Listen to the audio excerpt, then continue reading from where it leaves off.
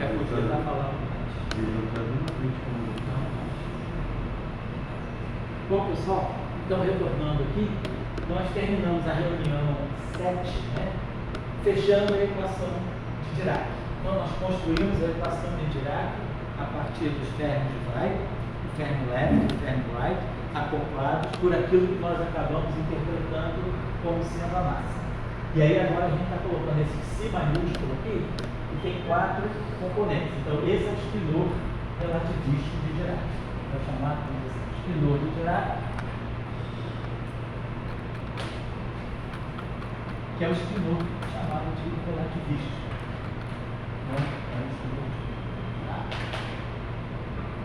Bom, e aí nós vimos que podemos colocar em forma covariante, né? Ou podemos colocar na forma euclidiana reta, derivada temporal, derivadas espaciais. Aqui são os componentes do gradiente. O que a gente está dizendo aqui é que esses DIs aqui, só para acertar a notação, esses DIs representam os componentes do gradiente. Então, D1, D2, D3, DX, DY, DZ e MC. Bom, então, essa é a equação. Agora, nós queremos então dizer, aqui é a equação livre. Então, a equação não tem carga, ela está descrevendo, como nós vimos da outra vez, uma partícula que tem spin meio, K sobre 2, e massa. Né? Ela tem spin e tem massa. Nós temos que colocar agora os atributos de carga. Para isso, nós vamos procurar então uma corrente. Então, vamos fazer o seguinte primeiro. Bom, outra coisa que eu queria chamar a atenção é que eu vou mudar um pouco a notação, uma coisa simples. Quando nós trabalhamos com os ferros de Vai, nós introduzimos o psi para representar o vai left. Introduzimos, eu acho que o ki foi que ele foi para representar o vai right. Então nós trabalhamos com esses dois spinores. Esse psi tem 2 componentes, psi 1 e psi 2. Esse aqui tem 2 componentes também, Q1 e Q2. Para não ficar escrevendo psi maiúsculo agora, toda vez que eu me referir ao ferro de Dirac ou a equação de Dirac com massa, nós vamos usar a notação psi. Então, ao invés de ficar trabalhando com esse psi maiúsculo aqui, nós vamos trabalhar com esse psi aqui, que vai ter também 4 componentes, tá? Psi 1 até psi 4. Eu só estou mudando a notação. Não é esse ferro de Vai, é um ferro massivo de Dirac. Então eu vou passar a usar, ao invés de usar essa notação, vamos usar essa notação representando aquilo. Esquecendo isso momentaneamente. Porque eu poderia, talvez, desde o começo, chamar esse ferro de uma outra letra grega, sei lá, um psi, que seria o ferro left, e o ki, que seria o ferro right. Mas aí eu chamei de psi. Agora eu vou mudar a notação, como os psis que vão aparecer para nós agora, né? Esse psi alfa, né? Esse alfa que vai de 1 até 4 está representando o ferro de Dirac. E em termos de representação do grupo de Lorentz, o ferro de Dirac pertence a essa representação. Meio zero, soma direta, 0 meio. Por quê? Aqui está o vai left e aqui está o vai right. Então, a quiralidade left do ferro de Dirac está aqui, a quiralidade right do ferro de Dirac está aqui. Então, o ferro de Dirac tem 2 quiralidades. Nós, na reunião anterior, até introduzimos a matriz gama 5, que nós chamamos de matriz de quiralidade, né? Vimos as propriedades da matriz gama 5. Então, essa matriz aqui define a quiralidade. Então, se nós pegarmos 1 mais gama 5 sobre 2, atuando no ferro de Dirac, a gente ganha a componente left. Componente left do ferro de Dirac. E se nós aplicarmos o sinal menos aqui, a gente ganha a componente right do ferro de Dirac. Só lembrando. Agora, nós precisamos buscar a corrente. Como é que eu vou, no caso dos ferros de Vai, nós vimos como é que nós obtínhamos as correntes. A gente iterava a equação com a sua equação hermitiana conjugada. Aqui eu vou fazer o seguinte, então nós vamos buscar a corrente. Vou apagar isso aqui e vamos fazer a seguinte operação. Que da corrente é que nós vamos chegar então depois, né, a poder construir os potenciais. Vou fazer a primeira operação aqui. Vamos pegar essa equação e vamos multiplicar essa equação à esquerda por gama zero. Eu vou colocar uma matriz gama zero. Aí lembrando que gama zero, quando multiplica gama zero ao quadrado, que tem entidade. E obtemos aqui a matriz gama zero, gama i. Então vamos escrever a equação de Dirac agora dessa forma assim. I, H cortado, sobre C, derivada temporal do psi. Então agora já estou mudando a notação. Estou botando psi minúsculo para o verbo de Dirac também. Mais I, H cortado, gama zero, gama i, derivadas espaciais atuando psi. Menos NC psi igual a zero. Só reescrevi a equação de Dirac, tirando o gama zero aqui, para ficar com a derivada temporal de I. Vamos pegar agora o conjugado hermitiano da equação de Dirac. Então vai ficar menos I, H cortado sobre C, derivada temporal do psi conjugado hermitiano. Aqui, quando a gente pega o conjugado hermitiano, a gente troca a ordem. Então vai ficar, o I vai ficar menos I. Menos I, H cortado. Agora, DI se dá. Gama I dá. Gama I conjugado hermitiano. Gama zero conjugado hermitiano. Gama zero assim, menos I. Aqui eu esqueci de botar um multiplicado. Eu sei que eu multiplicado como gama zero. Perfeito, já eu esqueci. E aí aqui, menos MC cidade gama zero dá, igual a zero. Agora vamos lembrar das propriedades de hermiticidade. As matrizes gama I são anti-hermitianas. Então aqui sai o hermitiano, ganha um sinal menos, que vem para cá, vira um sinal mais. A matriz gama zero é hermitiana. Então fica assim. A matriz gama zero é hermitiana. Então, tiramos o conjugado hermitiano dessa equação. Agora, o que nós vamos fazer? Vamos pegar essa primeira equação aqui e vamos multiplicar ela à esquerda pelo espinor psidário. Então, o que eu vou fazer? Vou pegar essa equação aqui, vou multiplicar à esquerda psidário. Então, vai ficar assim, ó. I, H cortado, psidário, derivada temporal do psi. Aqui vai ficar I, H cortado, psidário, gama zero, gama I de Y. E aqui vai ficar menos NC, psidário, gama zero.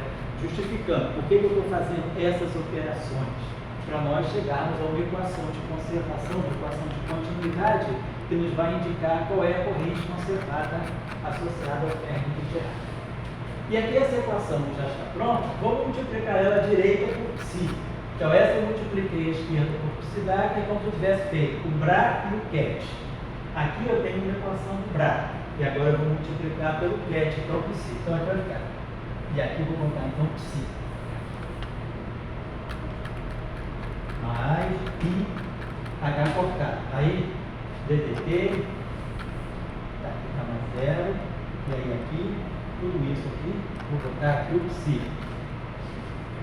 Derivada está atuando só no psidário. E aqui eu vou botar à direita também o psi. Então, a equação que era hermitiano conjugada, a equação que era original, eu botei à esquerda o conjugado hermitiano. E a equação que era o conjugado hermitiano, eu botei à direita o psi. E aí agora, a gente pode subtrair essas duas soluções. Vou subtrair esse menos esse menos esse menos esse. Observe, esse termo é idêntico a esse.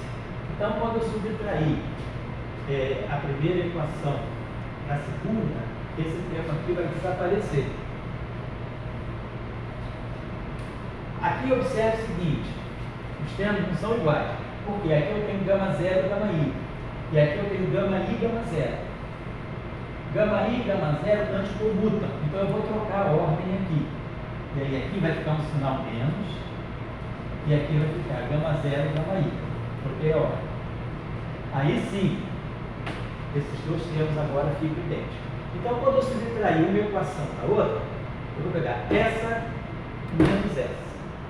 Então, é equivalente ao somar essa com essa. Como eu vou pegar essa equação aqui subtraída, ela vai ficar com sinal mais. E aqui vai ficar com sinal mais. Então, quando eu somar as duas, olha o que nós vamos obter. Deixa eu botar aqui embaixo. Vai ficar. Aí eu tenho esse I em evidência, e em evidência H cortado e então eu vou retirar o IH cortado, fatorar. O IH cortado vai ficar assim, 1 sobre C, derivada temporal. De quem? Vai ficar derivada temporal do psi d'água, psi. D'água, psi. Regra de Leibniz, né? Derivada temporal de psi d'água vezes psi mais psi d'água vezes a derivada temporal do psi. E aqui é a mesma coisa, né? Quando eu somar essa, vai ter um fator 2. Ah não, vai ter fator 2 não, porque eu estou usando a regra de Leibniz. Aqui é a mesma coisa. Uma hora a derivada está atuando no psi, outra hora a derivada está atuando no psi d'água. Então esse termo aqui vai ficar mais di do psi d'água, gama zero, gama I, igual a zero. Então a gente ganha uma equação de continuidade da mesma forma que nós tínhamos ganhado as equações de continuidade dos termos left e right. Vamos identificar esse termo aqui, psi d'água, psi, vai fazer o papel da densidade vezes C. Eu defino assim, eu boto C aqui, porque aí o C cancela com esse C, fica DDT de rho, fica uma equação típica de continuidade. Então vamos ver o seguinte, ó, e vou definir essa corrente aqui, essa corrente vetorial, né, que nós estamos chamando de JI, né, ela vai ser psi d'água, gama zero, gama I, psi. E aí eu ganho uma equação de continuidade, que vai ser DDT de rho mais divergência de J igual a zero. E aí a gente está pronto para dizer, nós temos uma corrente. E aí, como nós falamos das outras vezes, essa corrente pode servir para muitas coisas, mas se eu quiser trazê-la para o eletromagnetismo, eu vou acoplar essa corrente, que é vetorial, né? Ela tem uma parte escalar de rotação e uma parte vetorial de rotação. Mas é uma quadricorrente, né? No sentido de não importa. Tem uma componente temporal e uma componente espacial. Vamos pensar aqui o seguinte, esse termo aqui, ó, observa naturalmente, é isso que eu queria chamar a atenção, naturalmente, essa combinação aqui aparece na corrente, psi d'água, gama zero. E aí, nós vamos definir isso aqui como uma nova, um novo termo, um novo conjugado, que é chamado, usualmente na teoria geral, chamado psi-barrado. O que é o psi-barrado? Psi-barrado esse aqui é o conjugado hermitiano.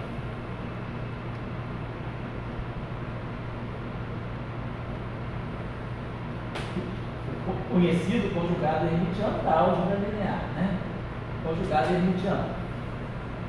Quando eu multiplico ele por gama zero, é conveniente nós definirmos essa grandeza aqui, que vai ser o conjugado chamado conjugado de Dirac.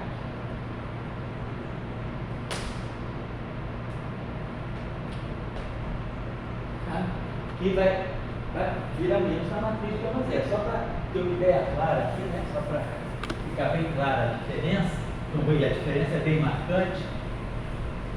O que eu quero chamar a atenção também é que esse conjugado de Dirac, ele aparece automaticamente. Se eu definir ele dessa maneira, observe que a gente pode fazer o seguinte aqui, ó. Psi d'água, psi, eu posso escrever dessa forma assim, é idêntico ao escrever assim, ó, psi barra, gama zero, psi. Por quê? Quem é esse psi barra aqui? Esse psi barra aqui é psi d'água, gama zero, né? Aí quando o gama zero bater no gama zero, está identidade. Então isso aqui fica psi d'água e psi. Então isso é muito conveniente por causa dessa definição. Eu posso pegar especificidade em psi, que eu estou identificando como C vezes a densidade, que é igual, então, por sua vez, ao conjugado de Dirac, gama zero, psi. E a corrente J, né, eu posso fazer assim. Especificidade no gama zero já é o psi barrado. O psi barrado já está ali. E aqui eu coloco o gama, né, o índice. Esse gama com vetor aqui é para dizer gama 1, gama 2, gama 3, J1, J2, J3, as três componentes. Então nós temos uma expressão que ela se universaliza. Eu posso definir uma quadricorrente no espaço de Minkowski que vai ter essa estrutura aqui. Psi barrado, gama mi, psi. Onde? Então, a componente J0, que é a componente temporal, é C, pode dizer o seguinte, esse J mi, vou escrever assim, ele tem a componente temporal J0. Cerrou. Né? Que é o psi barrado, gama zero, psi barrado, gama zero, psi oxidado e psi. Então é justamente a nossa componente temporal da corrente, a parte escalar da corrente. E aqui o J, que é o oxidário gama y. Então, o que eu estou chamando a atenção? O conjugado de Dirac, muitas vezes, né, a maioria das vezes, e é super legítimo, claro, fazer isso, a gente introduz o conjugado de Dirac chamando em causa a covariância de Lorentz da equação de Dirac. Nós introduzimos o barrado para poder definir as transformações de Lorentz no espaço exteriorial. Aqui eu estou fazendo uma coisa mais terra-terra, que é a gente chega ao barrado pela formação da corrente. A própria estrutura de simetria da equação de Dirac, que me dá essa corrente, essa equação de conservação aqui, ela naturalmente me induz, né? Ou vamos dizer, nem que me induz, ela me sugere, melhor dizer assim, ela me sugere a apanhar essa combinação aqui e definir esse conjugado. E fazendo isso, tudo fica muito conveniente, porque nessa corrente, nessa densidade aqui, automaticamente, se eu colocar o psi barrado, essa densidade pode sim ser escrita. E aí eu ganho uma forma que é naturalmente a forma da corrente no espaço de Minkowski. A forma covariante, chamada forma relativista da corrente de Dirac. Então, lembrar, então, o que é essa propriedade de conjugação de Dirac? Ela é definida os espinores, né, são vetores coluna. Então, lá, quem é o psi barrado? É o oxidário gama zero. Quem é o oxidário? É psi1 conjugado complexo, psi2 conjugado complexo, vira um vetor linha. Psi3 conjugado complexo, psi4 conjugado complexo. E aí, vezes a matriz gama zero. Vamos colocar a matriz gama zero na representação de Dirac, como nós falamos da última vez. Representação de Dirac, a matriz gama zero é a identidade aqui, 0, 0, menos identidade. Então, nós vamos ter esse espinor aqui, vai bater na identidade. Então, nós vamos ter o espinor rim, né? Que vai ficar, né? Vai ficar isso aqui, né? Se um está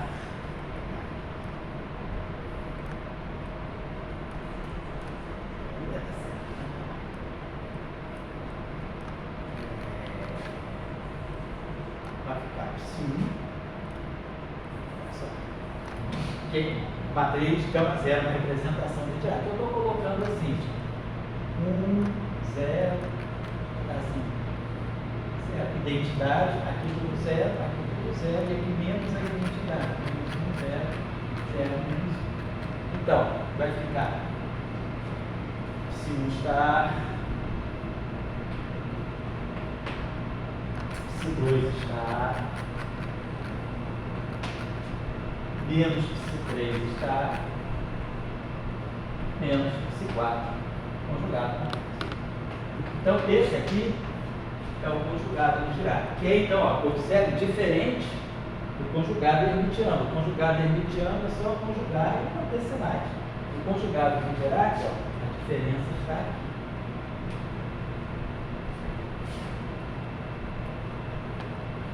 Então esse é o conjugado de Dirac. Essa operação é interessante, porque ela, então se eu pegar, por exemplo, imaginar o que é o conjugado de Dirac? Ele está atuando no vetor. No vetor, então, ele tira o conjugado hermitiano e multiplica por gama zero. Se ele for atuar numa matriz 4 por 4, né, a definição do conjugado hermitiano fica assim: gama zero, m W, gama zero. Porque é uma transformação de similaridade, né? Quer dizer, quando eu multiplico, preciso compensar assim. Se eu pegar esse MV, vamos dizer, MPsi, né? E quiser tirar o conjugado MPsi, se eu pegar uma matriz, só porque por que essa definição é dada assim? Qual é a motivação para essa definição? Imagina que eu tenho uma matriz M que atua no estridor. Então, no final do dia, uma matriz atuando no estridor é um novo estridor, vamos chamar de psilinha. Então, eu posso tirar o conjugado hermitiano disso. Vai ser, então se eu pegar agora o conjugado hermitiano, vai ficar M psi dália é igual a psilinha dália. Então isso aqui é psi dália M dália igual a psilinha dália. Se eu colocar aqui um gama zero, eu boto um gama zero aqui. Mas eu posso botar um gama zero aqui. Identidade é identidade. Então o que eu fiz? Só para motivar bem essa definição. Eu peguei uma matriz 4x4 atuando no espinor. Não, o outro espinor. 4x4, 4x1, 4 em cima coluna. Vetor coluna, vetor coluna. Tirei o conjugado hermitiano. Tirei. E aí eu quero transformar esse objeto aqui no conjugado de Dirac. Então eu multiplico a direita por gama zero. Mas aí esse aqui também tem que virar um conjugado de Dirac. Então eu boto gama zero, que é identidade. Então, psi dália e gama zero, fica o psi barrado. Gama zero, m dália e gama zero, eu vou chamar de m barrado. E aí, opa, isso, né? E aí aqui eu vou ter o psilinha barrado. Então, psilinha barrado é psi barrado, m barrado. Psidália, perdão, eu fiz tudo ao contrário. Psilinha barra. Lá daqui, psilinha barra. Isso aqui é psi barra. M barra. Então o conjugado de Dirac, ele também troca a ordem. E aí, para isso, eu defini esse barrado quando atuando nas matrizes com esse gama zero, que não basta fazer isso. É porque naturalmente, né, a própria cadeia aqui de execução, ela me mostra que eu tenho, quando eu quiser transformar essa equação, sair do Dagger e passar para o barrado, eu me vejo obrigado a colocar esse gama zero aqui, para poder tornar esse aqui o barrado. Ele fica psilinha barrado, igual a psi barrado, gama zero, m Dagger, gama zero, eu chamo de P barrado. Então a operação conjugada de Dirac, ela troca a ordem e faz esse e multiplica por gama zero. Então ela troca a ordem, então como conjugado hermitiano. E uma outra propriedade que a gente pode rapidamente mostrar, que é imediata também, é que todas as matrizes de Dirac, gama mi, barradas, elas são iguais a elas mesmas. Porque não acontece com o hermitiano conjugado. Ó, gama zero Dagger é gama zero. Mas as matrizes espaciais dão menos gama i, elas são anti-hermitianas. Agora, se eu fizer a definição do barrado, quem é o gama zero barrado? É gama zero Dagger, gama zero. Gama zero Dagger é gama zero. E aí dá identidade. Isso aqui dá igual a gama zero. E quando eu pegar o gama i barrado, ele vai ser gama zero, gama i Dagger, gama zero. Gama i Dagger é menos gama i. Então vai ficar menos gama zero, gama i, gama zero. Mas aí o gama zero e o gama i eles comutam. e o γ0 ao quadrado dá 1. Então isso aqui no final do dia dá γi. Então essa relação, todas as matrizes gama, vamos dizer assim, elas são autoconjugadas no sentido do conjugado de Dirac. Para a hermiticidade, não. O setor espacial é anti-hermitiano. Mas do ponto de vista do conjugado de Dirac, todas elas são autoconjugadas. Não tem troca de sinal. E esse conjugado, então, é importante, porque com isso a gente pode colocar a corrente numa forma quadrivetorial, onde a parte espacial a gente já viu o que é, a gente identifica a parte temporal dessa forma e a parte espacial dessa forma. Então nós temos uma corrente conservada aqui. E aí a gente vai querer, o que a gente vai querer fazer, como a gente tem feito até agora. Então o que nós estamos observando, né, é que para construir, né, vamos dizer, para construir a equação, a corrente de Dirac, nós fomos levados naturalmente à definição de um novo conjugado. E aí, se nós quisermos, né, então, agora, fazer o acoplamento. Então, vamos pensar o seguinte, né, nós temos, vamos voltar agora, bom, antes de mais nada, vamos voltar para a equação de Dirac, para agora acoplar o campo eletromagnético minimamente. Então, o que nós temos? Nós temos I, H cortado, sobre C, γ0, derivada temporal do psi. Mais I, H cortado, γi, derivada espacial do psi. Menos MC, psi, igual a 0. Então, a equação de Dirac livre. Vamos agora já fazer isso aqui. Chamar isso aqui de um vetor, né? E aqui vou pôr o gradiente. Então, isso aqui é a mesma coisa, só uma questão de notação, né? Essas matrizes gama com flechinha são as gama i, e aqui são as componentes do gradiente. Então, a equação de Dirac em forma livre. Aqui, né, derivada temporal. O que nós vamos fazer? Nós queremos fazer o acoplamento desse campo com o campo de Dirac. O que nós aprendemos das equações de Dirac? Que no lugar da derivada temporal do psi, para acoplar com o campo eletromagnético, a gente introduz aquela nova derivada, que é a derivada predominante, que é a derivada usual mais I é Q sobre H cortado, potencial escalar elétrico, psi. Então, acoplamento mínimo, né?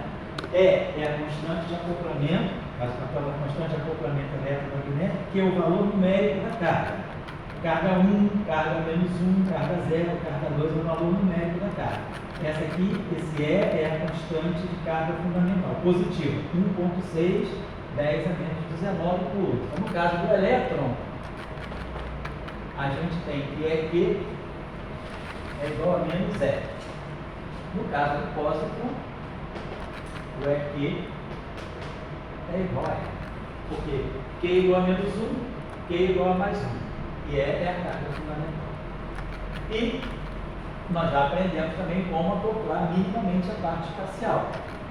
Então, o gradiente de psi vai um novo gradiente, que eu vou chamar de derivada espacial assim. E aí, então, é o gradiente de psi, e aí aqui aparece menos I é Q sobre H cortado, potencial vetor A,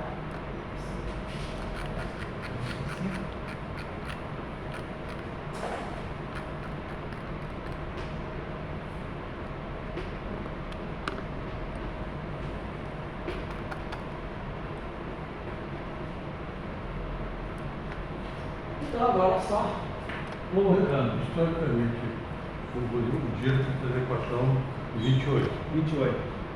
Isso aí É de 28. O primeiro paper é de 2 de janeiro. 2 de janeiro de 28, ele lança o paper com a equação livre e soluções. O paper de 29 de fevereiro, no mês seguinte, ele coloca o acoplamento eletromagnético. E aí já fala do átomo de hidrogênio, do acoplamento do átomo de hidrogênio, tudo direitinho. E ele usa o derivado covariante? Não, ele não usa derivada covariante, não. Ele não fala da derivada covariante, mas ele cria essa derivada, mas ele não usa a notação covariante. Ele introduz, faz o acoplamento mínimo, que o acoplamento mínimo já vinha sendo estudado desde Pauli e Fock, né? Como eu falei com você. Pauli, Fock, Klein, Oscar Klein, eu já via essa ideia do acoplamento mínimo eletromagnético. Então a gente vai fazer isso aqui, vamos colocar aqui, então, a equação de Dirac é acoplada. Então vamos lá, vai ficar I, H cortado, e esse C aqui, né, o denominador por causa do 1 sobre C dt. Aí aqui vai ficar derivada temporal de ψ mais I dt sobre H cortado, potencial elétrico, ψ.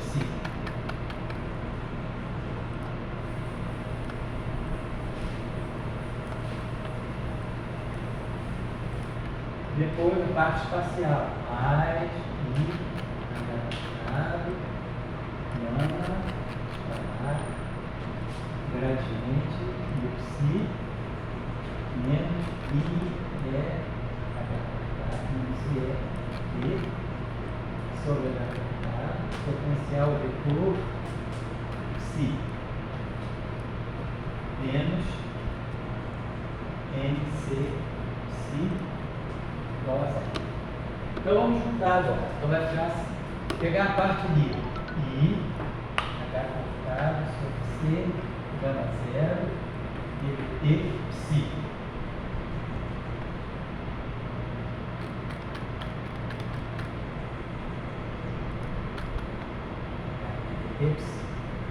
Jogar logo a parte espacial.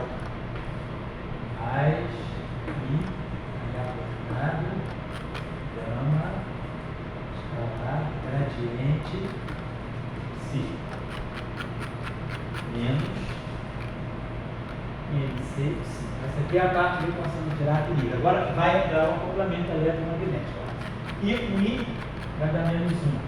H cortado se conserva, vai ficar menos E sobre C,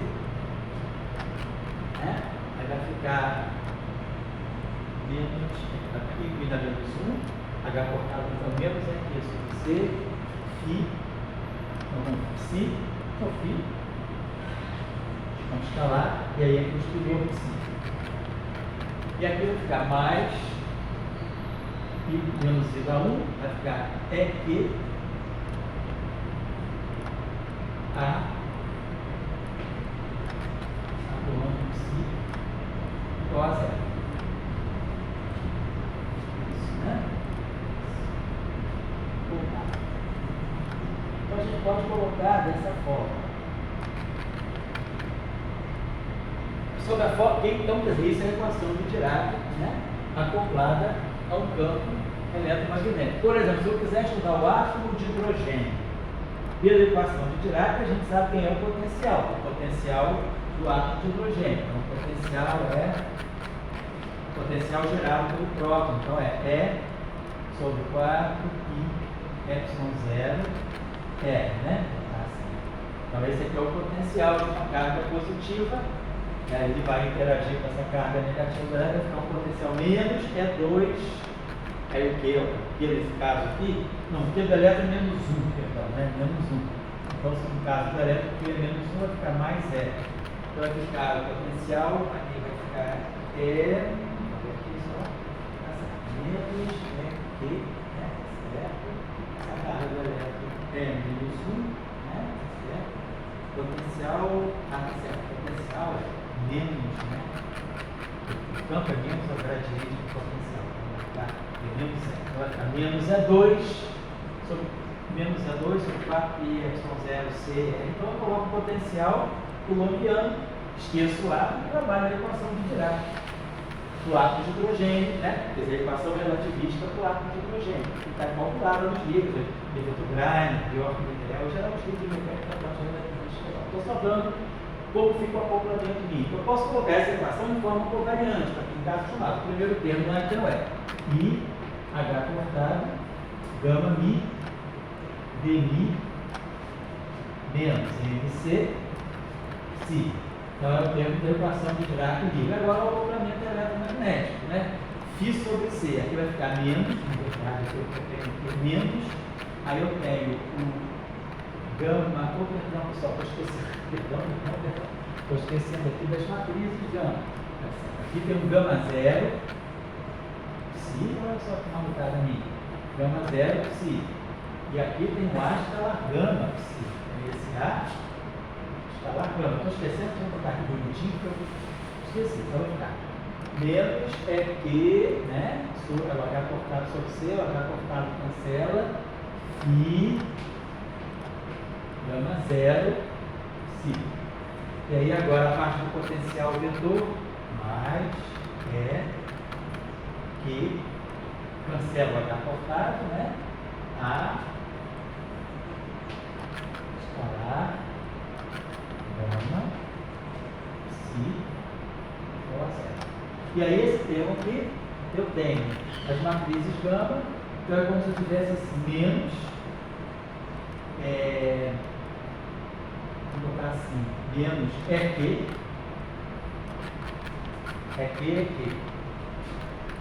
a mi,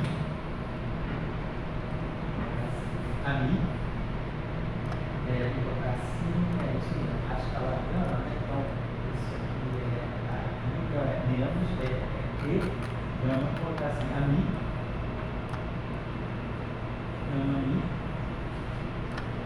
Si, igual a zero. Menos é que, a zero com a zero, então, para quem está acostumado com a notação por variante, né? Lembrar que o AMI em cima é Φ sobre CA. E o AMI, que é o contra-variante, e o AMI covariante é Φ sobre C menos A. Então,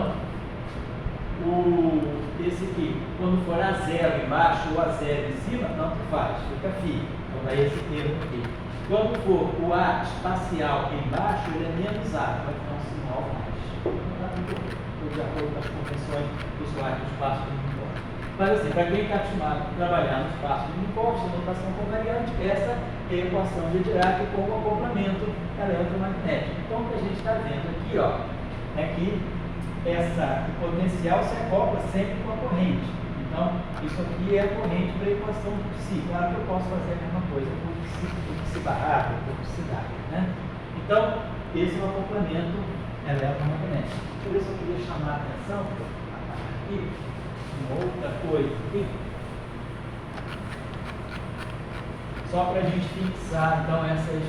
Então, a corrente está aqui. Então, aqui a constante de acoplamento e a carga, né? O potencial e a parte que vem da corrente.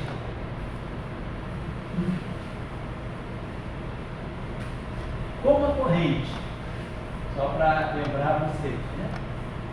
Como a corrente é psi barrado, gama mi, si, então, claro, corrente livre, né? Agora, se eu coloco a corrente, geralmente a gente faz assim, a gente define agora quando introduz, né?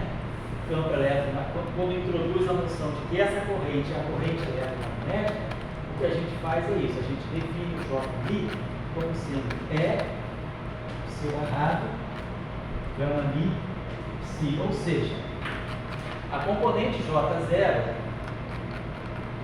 que nós identificamos como sendo C vezes Rho, né, vai ser psi d'águia, si. E a componente espacial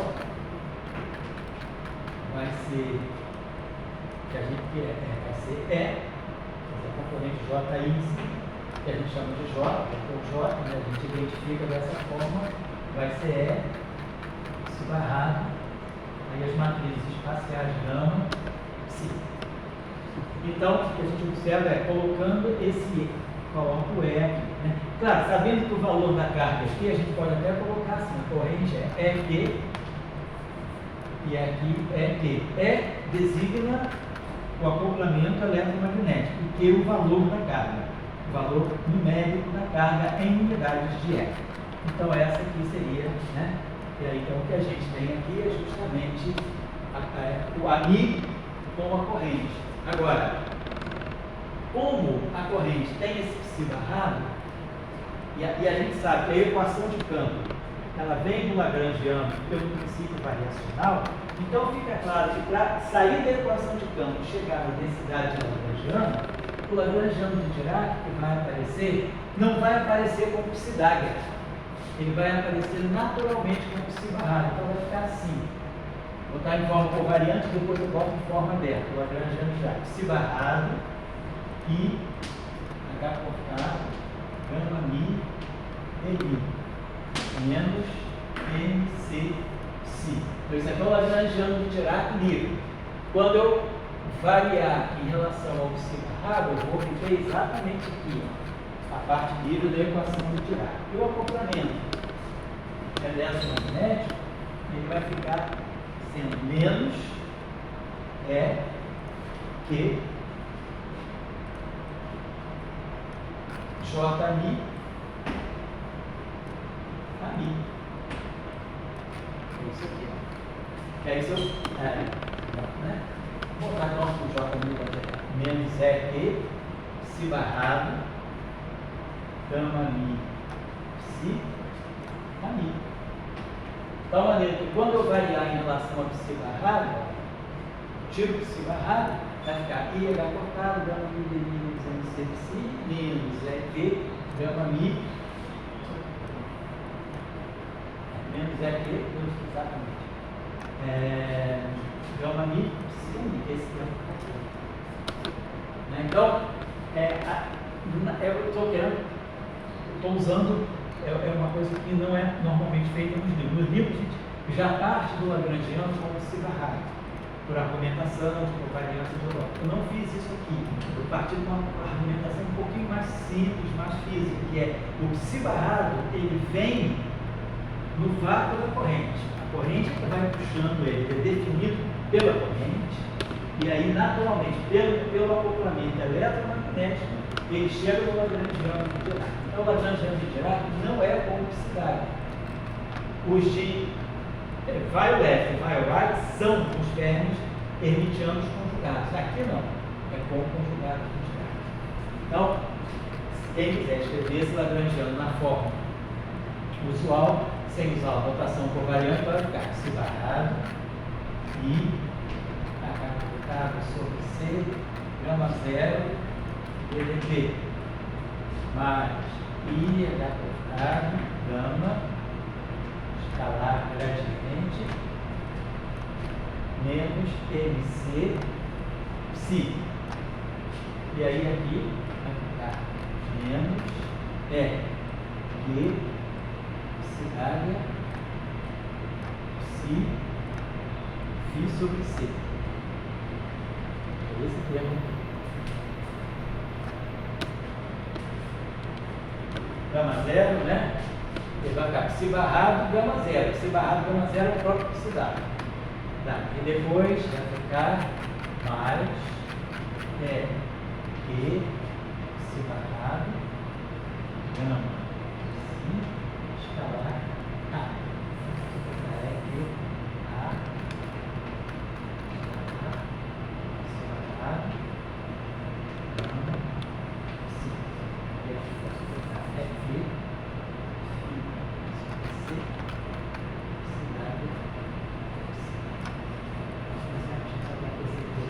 E aí então está aqui. Então nós temos então o lagrangiano de Dirac, então ele na forma covariante ele é bem simples, ele é todo feito por psi barrado. Aqui só por uma questão de que o parte temporal, né, quer dizer, psi barrado, gama zero é o psi dagger, e lembrando que esse sinal aqui fica mágico, porque aqui vai aparecer o AI em forma covariante, mas o A vetor é o vetor em forma contravariante, então ganha um sinal menos quando sobra, é isso aqui. E aí por isso o sinal ali é baixo. Bom, então, só esses detalhes, assim, são coisas simples, né, mas para quem está começando, pode ficar, às vezes, um pouco travado com esse sinal, por que apareceu o sinal menos, por que apareceu o sinal mais, por que não. Então é isso aí. Lembrando também outra coisa, né? Só para porque a gente faz as coisas de notação muito compacta e às vezes quando a gente está começando a gente precisa ter uma versão mais aberta. Por exemplo, o que significa isso aqui? A escalar gama. A escalar gama significa que eu estou pegando as componentes do vetor, né? Então eu estou pegando a matriz gama, né? Espacial, ela tem essa forma aqui. É 4 por 4 e na representação de Dirac tem essas submatrizes aqui. Aqui é a matriz de Dirac, de Pauli, aqui é menos a matriz de Pauli, 0. E aí então vamos escrever essas matrizes. Quem é a matriz gama 1? Que é o gama x, né? Seria 0, tudo 0 aqui. Aí aqui seria gama 1, 0, 1, 0. 0, menos 1, 0. E aqui tudo 0. A matriz gama 2 é com sigma y, então vai ficar 0, 0, menos i, 0. 0, i, menos i, 0. Aqui é tudo 0. E a matriz gama 3 é feita com sigma z. Vai ficar 0, 1, 0, 0, menos 1. Menos 1, 0, 0, 1, 0. E aí, quem é? Então, quando eu multiplicar isso pelo potencial vetor, né? Então vai aparecer aqui gama 1, então aqui vai ficar AX, né? Então, gama, vamos botar assim. Então, a escalar gama ou gama escalará vai ficar assim, né?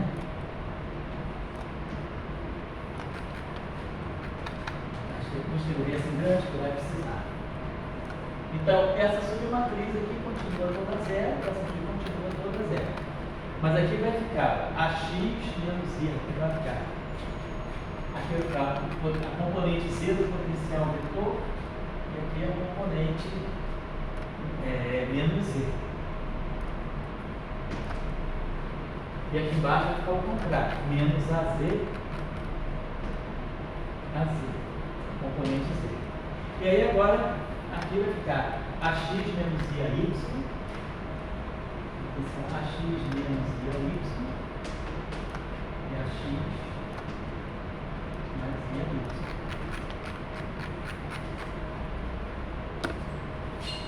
E aqui o contrário, menos AX mais I a Y,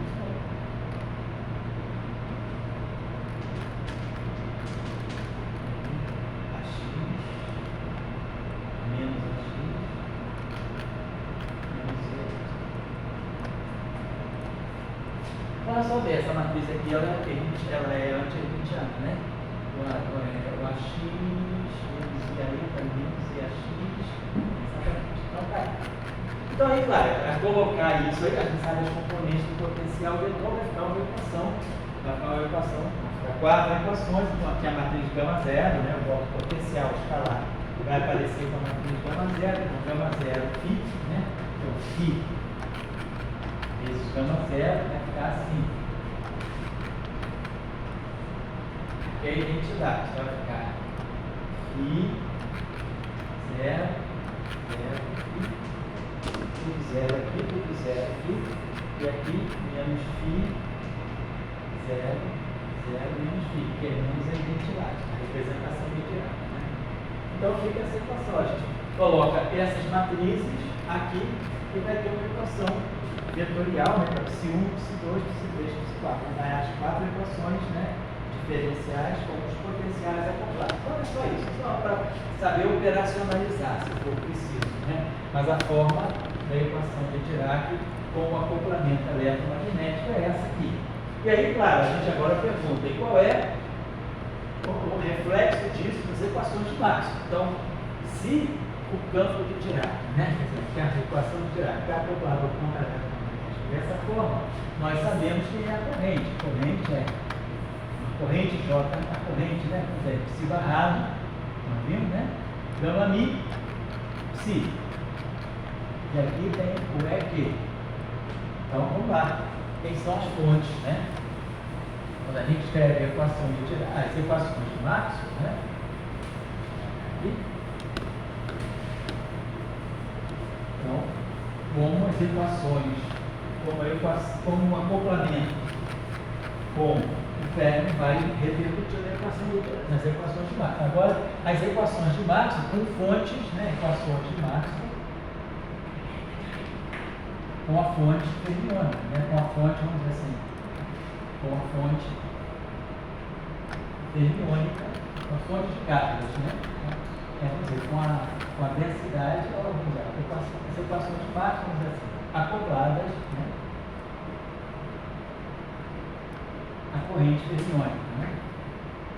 E a matéria fermiônica, a matéria fermiônica, que aí vai ter a densidade de carga e a densidade de corrente. Então, como é a repercussão? Então, é só lembrar, né?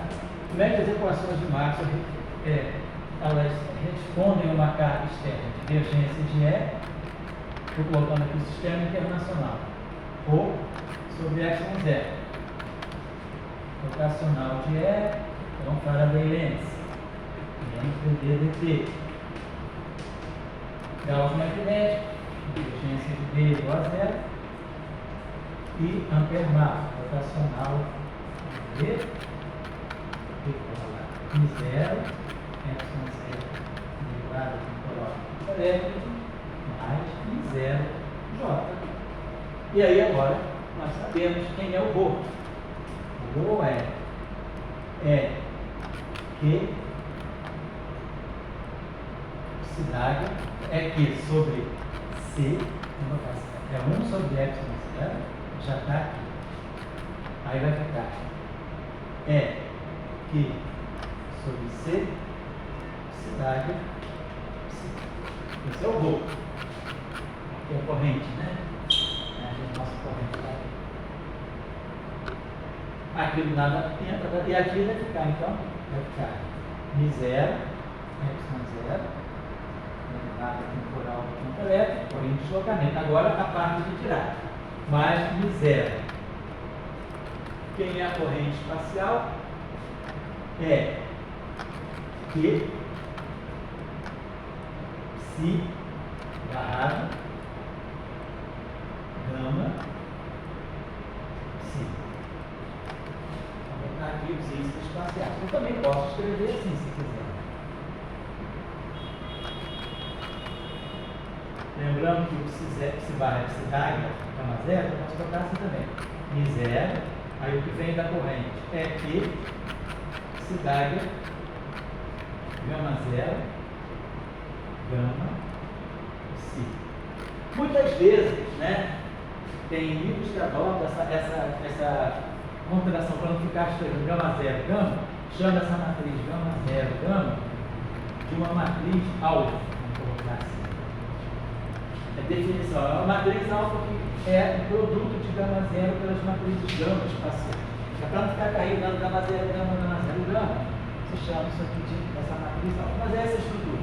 Então, o que nós fizemos agora? Nós acoplamos, né, as equações de Einstein, de Maxwell, com a equação de Dirac. Então, agora a gente pode colocar o Lagrangiano no final.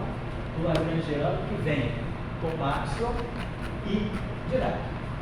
Então, vamos colocar assim, o Lagrangiano. Então, isso é o que a gente chama de Lagrangiano da QED. Essa modificação, mentira que eu fiz no paper, isso aqui, gostou do paper? No segundo paper, doutor. No paper de 2 de fevereiro, de 21, volta assim. Então, agora o Lagrangiano, então, aqui é o que a gente chama de QED. Cara, a gente chama de eletrodinâmica quântica. Aqui nós não estamos fazendo eletrodinâmica quântica, nós não quantizamos os campos, né? Os campos aqui seriam os campos clássicos. Ninguém está quantizando o campo de Maxwell, nem não estamos ainda quantizando o campo de Dirac. Mas a gente sempre na eletrodinâmica, qualquer teoria quântica de campos, a gente parte de um Lagrangiano clássico para depois fazer a quantização. Então, eu estou colocando aqui a densidade, né? Quer dizer, vamos colocar assim, o Lagrangiano.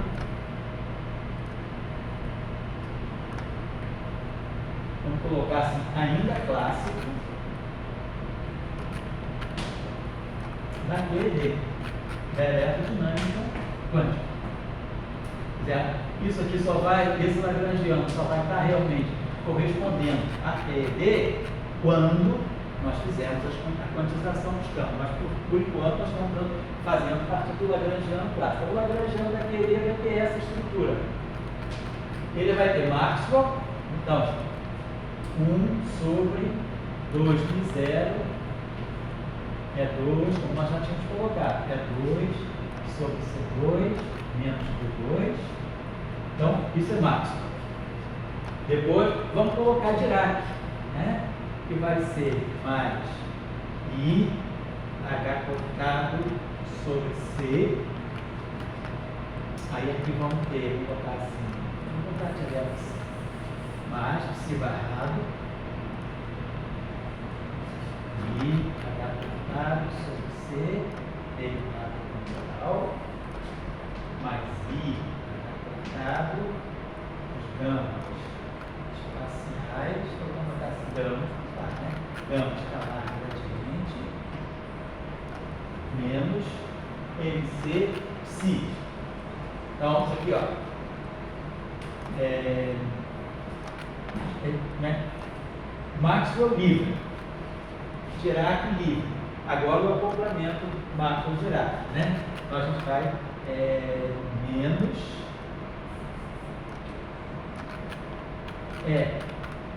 que psi barrado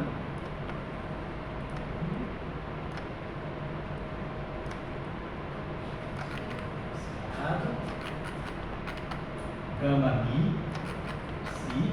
Isso aqui é a corrente, então, corrente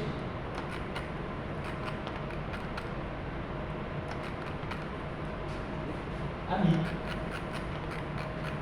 Então aqui nós estamos acoplando a corrente de Dirac, né? Então aqui, deixa eu botar de outra forma, vou botar assim, menos que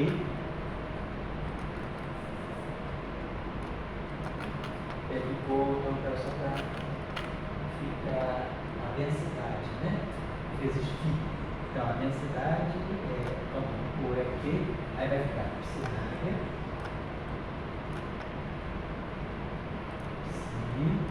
é Q sobre C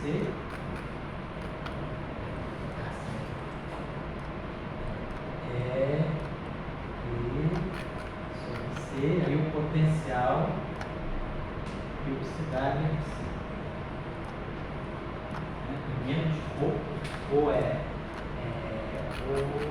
psidade psi sobre C, tá certo? E aí mais que aí o potencial vetor escalar escarrado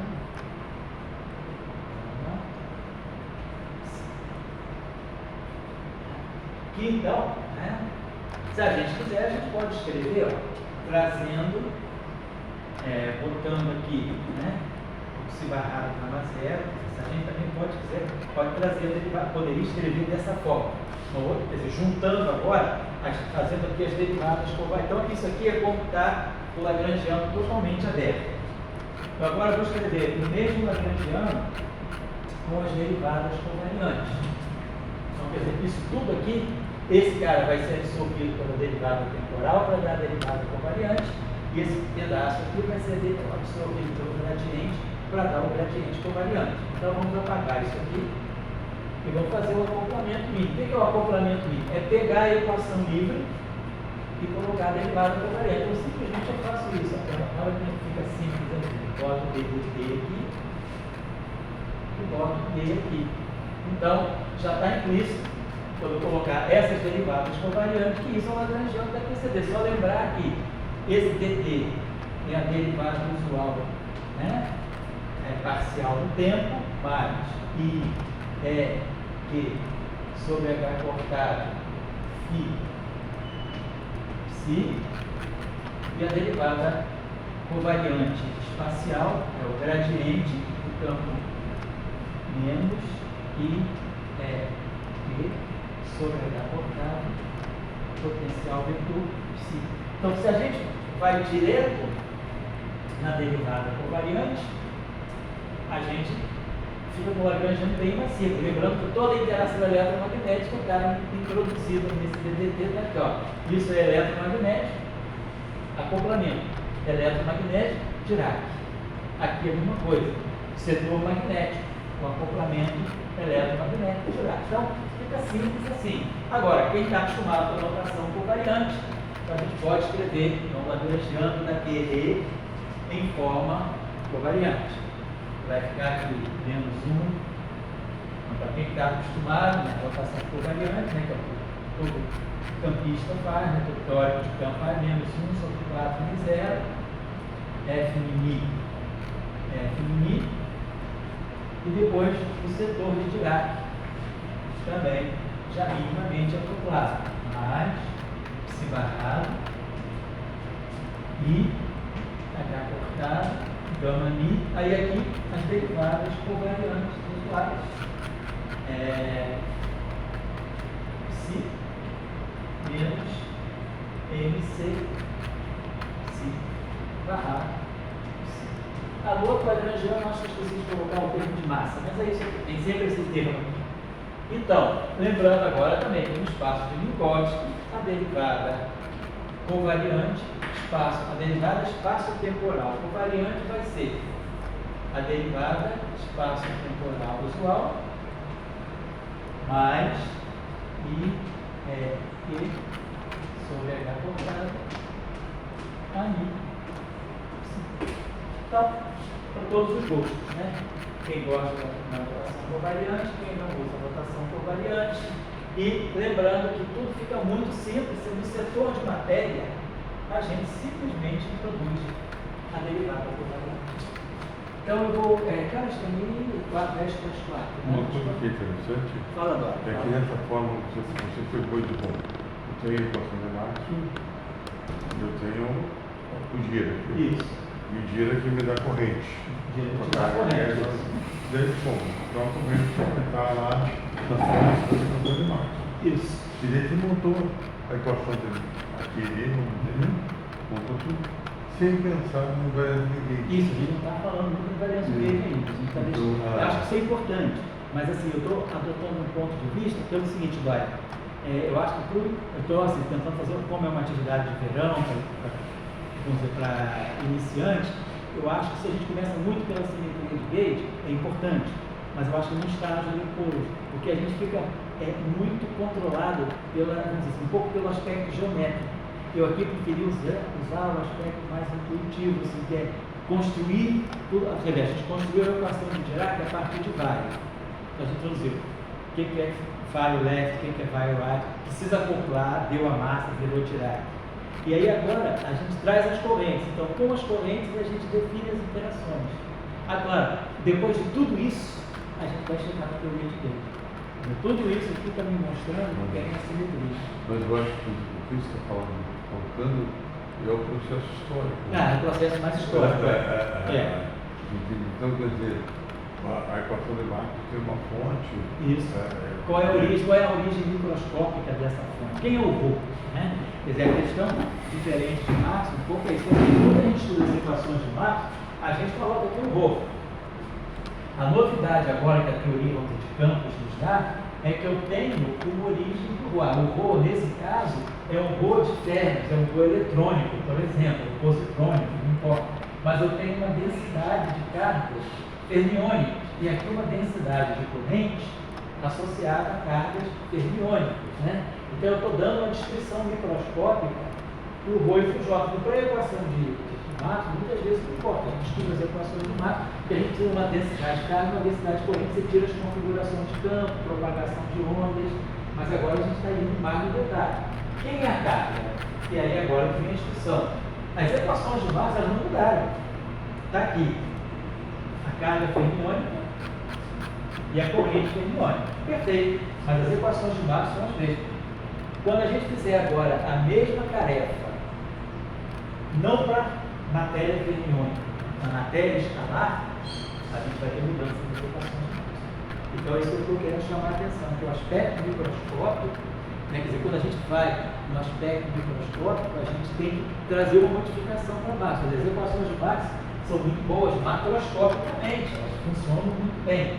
Mas quando eu quero estudar microscopicamente, a gente já começa a ver que a gente precisa introduzir novas formulações. Quer dizer, o que vai aparecer que vai modificar o lado esquerdo das equações de massa? O que essa carga que está aqui e essa corrente que está aqui, como elas vão influenciar o lado esquerdo? Aqui não, aqui elas influenciam o lado esquerdo, dizendo, a partir das cargas e correntes eu calculo os campos. Mas agora, a partir das cargas e correntes, se forem escalares, eu tenho essas mesmas equações de campo ou isso muda?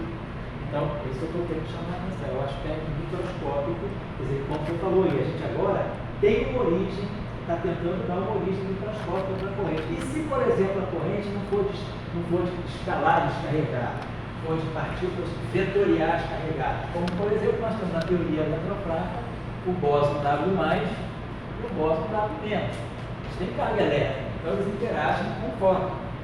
Como é que ficariam as equações de Maxwell se eu tiver uma densidade de cargas que tem natureza vetorial, que tem spin 1? Ou, no caso dos escalares, se eu tiver uma densidade de cargas que tem spin 0. Como as equações de Maxwell, elas ficam refratárias a isso? Isso aqui é imutável? A pergunta é, essa estrutura aqui é imutável? Ou essa estrutura, ela recente na natureza das cargas? Isso a gente vai discutir agora.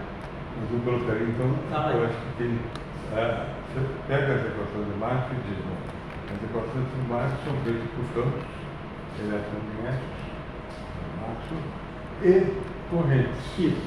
E corrente é uma coisinha aberta, pode ser o rolo do Maxwell ou as partículas, os pins que você está falando. E daí você monta os ingredientes das equações de Marx. Daí vem um cara chato e diz, bom, essas equações têm uma simetria de Gauge. Certo. Daí vem um cara chato que se chama José Gael e diz que você, como a simetria de Gauge, a minha mi igual a minha mais mi alfa, só isso eu monto as equações de Marx. Isso eu vou fazer no final, isso aí vai ser a cerejinha. E daí vem o cara com o Dirac e diz assim, a Mi está ligado ao psilin, que também gira na simetria de Gauge, e dá isso. Daí vou ter essa ideia primeira, de campos e correntes, campos, cargas e correntes, agora é recolocada sobre o aspecto da simetria, de uma simetria que chama de Gauge, né? E daí vem essa coisa, vamos dizer, a simetria de Gauge se torna assim fundamental, assim. A gente está dando um processo reverso, exatamente, a gente está dando um processo mais histórico. Hoje, quando a gente pegar um jovem da geração Z aí, essa garotada aí, eles para escreverem eles não fariam isso aqui, vamos dizer assim. Eles partiriam da simetria de Gauge e chegariam a isso. Nós estamos fazendo o contrário. Estamos fazendo um processo pesado histórico. A gente sai de argumentação, vamos dizer, mais intuitiva, mais até empírica, mais primária, e vai refinando. Hoje a gente agora, daqui a pouco, vai ter a reunião 9. Na reunião 10 da semana também, a gente vai fazer isso que você está falando, a gente vai fazer o contrário. Eu vou mostrar que tudo isso aqui tem um conjunto de transformações de simetria. E aí a gente pode dizer, não, então a gente faz o seguinte, a gente esquece tudo que a gente fez até agora e a gente parte das transformações de simetria e constrói isso. Então, como você falou, a gente vai partir das coisas muito simples. A gente vai dizer, eu quero descrever uma partícula que tem massa zero e que tem spin igual a 1, que é o fóton. Como a partir dessas duas informações eu chego nas equações de Maxwell? Então, o processo histórico foi das equações de Maxwell, lá em 1867, a gente chegou ao fóton em 1923. Vamos dizer, passaram-se o quê? 1867, 56 anos. Saindo das equações e chegando ao fóton. Agora a gente vai fazer o contrário. A gente sai do fóton, diz, existe uma partícula de massa zero, spin 1, neutra, carga nula. Então, ela não tem carga, não tem massa, mas tem spin. como é que eu posso escrever equações de campo para um campo que represente essa partícula? A gente vai ver que saindo daqui a gente deduz as equações de base. Mas as equações de base, elas não são mais o resultado de uma conexão entre empiria e teoria. Elas vão ser resultado de uma pura teoria. Essa vai ser a nossa, no final a gente vai fazer isso, que é, vamos dizer, a versão geração Z. Essas coisas, certo? Ok. Essa coisa da equação do campo de Wagner, ela vem da fluidodinâmica, né? Que é isso aí. Fluidodinâmica é isso, exatamente. Vamos dizer, esse fluido de cargas. Então, quer dizer, eu acho que o resumo é como é que você vê o eletromagnetismo a partir da equação de Wagner ou de invariância de gauge. Certo. Então vamos dar um intervalinho de 5 minutos só para mudar aqui a. Então, pode dar um intervalinho, a gente faz a reunião móvel, a gente começa 4 e 5 para 10 e 4. Então,